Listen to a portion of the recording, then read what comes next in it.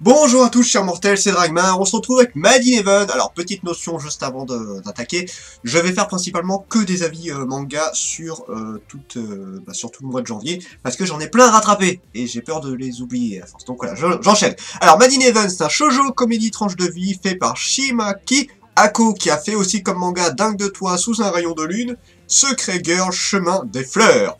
Alors, pour l'histoire, on est dans une catégorie complètement what the fuck, mais vraiment à 100%. Donc l'histoire, qu'est-ce que c'est? Eh bien, nous suivons le Shon Nogi, qui était avant un prêtre, mais une fois mort, il s'est réincarné dans un jeune homme qui est devenu mangaka. Le truc, c'est qu'il fait des histoires, voilà, des histoires d'amour, tout ça, un peu olé olé, sauf qu'il n'a pas du tout d'expérience sur le sexe.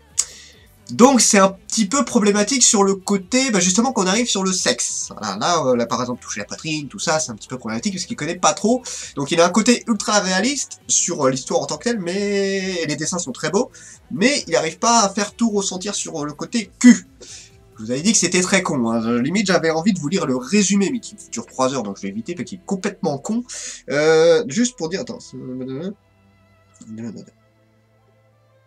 Juste pour ce résumé qui m'avait fait rigoler. Et si vous êtes un peu déstabilisé par ce résumé beaucoup trop long, c'est tout à fait normal. Rien que ça, vous voyez, ça vous montre un petit peu le délire. Donc voilà, il va essayer de faire en sorte de régler son problème niveau du sexe. Et il va recevoir une assistante à forte poitrine. Et du coup, il va lui demander, puis-je m'expérimenter sur toi?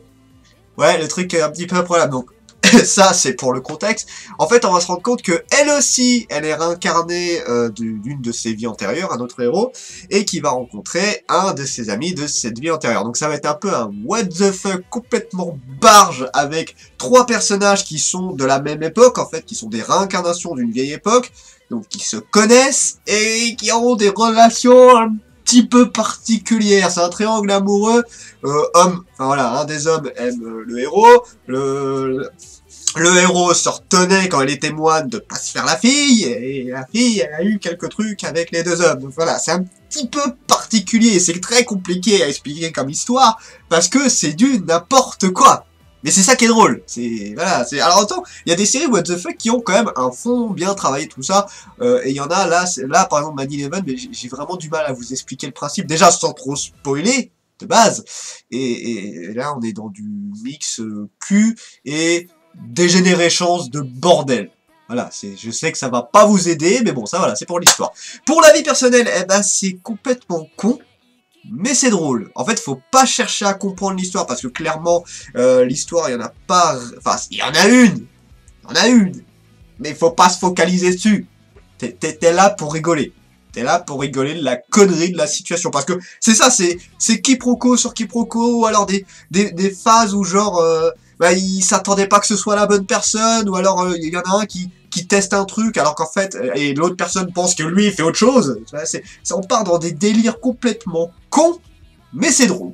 Donc, du coup, c'est très compliqué. Je crois que c'est un des mangas que j'aurais le plus de mal à vous expliquer. Pour la note de potentiel, donc l'histoire, j'ai mis un 14, et encore, 14, mais comment tu veux noter une histoire comme ça? C'est du what the fuck à 100%.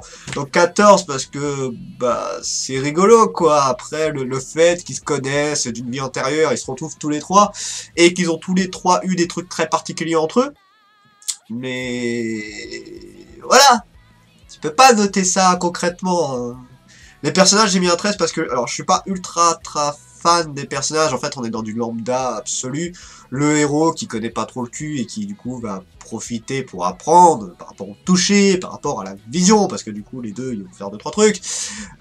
Mais voilà, c'est un héros très lambda. La fille, bon, c'est celle qui a envie de cul et qui est amoureuse du gars. Pareil, c'est un peu la nunuche de service, et l'autre, bon, on l'a pas encore beaucoup vu, on l'a plus vu dans la vie antérieure quand elle était prêtre. Là, pour l'instant, dans la nouvelle vie, on l'a pas beaucoup vu, on l'a vu surtout sur la fin. Ouais, il est lambda, à la limite, c'est presque lui que j'aime le plus. On a des personnages très classiques. Après, il faut voir leur évolution, justement. Pour les dessins, j'ai presque hésité à mettre un 16 ou un 17, parce que les dessins sont vraiment très beaux, et très détaillés, mais en fait, le problème, c'est que j'ai horreur des mangas qui ne mettent pas de fond. J'aime pas quand les mangas laissent un arrière-plan blanc tout le temps. Et il y en a qui arrivent à... Alors, soit ils mettent quelque chose derrière, soit ils mettent en sorte que, voilà, il y a des nuances de gris, de noir, selon la situation, genre, c'est s'ils sont dans des grottes et trucs dans le genre. Là, on a beaucoup de blanc tout le temps, et ça me saoule. En même temps, vu le contexte, tu me diras, c'était pas obligé, mais... J'aime bien tatillonner là-dessus. Et ça reste important dans un manga. Jusqu'où le manga peut aller, bah, ouais, j'ai mis un 14, j'espère pas grand-chose. Je pense qu'il y a moyen de rigoler. De toute façon, pour ceux qui s'en rappellent, quand je l'avais reçu, je l'attendais énormément, parce que je me suis dit, ça va être du n'importe quoi, ça va être trop drôle. Et effectivement, c'est drôle. Faut pas l'acheter pour se dire, je vais lire une grosse histoire et tout. Faut le lire en se disant, je suis là pour déconner. Pour rigoler, pour regarder un truc complètement con. Parce que c'est le but du manga, hein. Clairement, Madine Even, on est dans de la grosse connerie. Donc ça lui fait une note finale de 14. Donc c'est un manga sympa. Mais j'arriverai pas à savoir à qui le conseiller. Enfin, alors, faut aimer le cul déjà, hein. Clairement là on est en plein dans du très gros ecchi.